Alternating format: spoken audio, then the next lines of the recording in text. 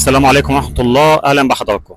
عشان نفعل أضواء الفوانيس الخلفية للشبورة أو الفجات أو أضواء الضباب الخلفية الموجودة في الإكسدام زي ما حضراتكم شايفين، هنعمل كالآتي.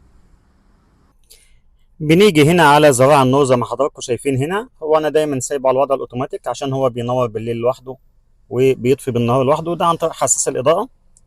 هنعمل إيه؟ هنلف الزراع ده كده عند النقطة دي علامة البيان بتاعتي، ألفها درجة لفوق وبعدين الدرجة للأعلى اللي هي بتفعل الأضواء الأمامية زي ما احنا شايفين كده. طيب، عشان أفعل أضواء الشبورة الخلفية أو أضواء الضباب الخلفية، باجي عند العجلة دي يا جماعة، دي بتلف زي ما احنا شايفين. البيان بتاعها هنا هي على وضع الأوف زي ما حضراتكم شايفين. هنلفها لفة كده، هي سوستة، وارجع تاني. هنلاقي إن هنا النور ده أو العلامة دي اضاءت، او لمبه البان دي اضاءت، اللي هي لمبه الشبوره الخلفيه او لمبه الفجات الخلفيه.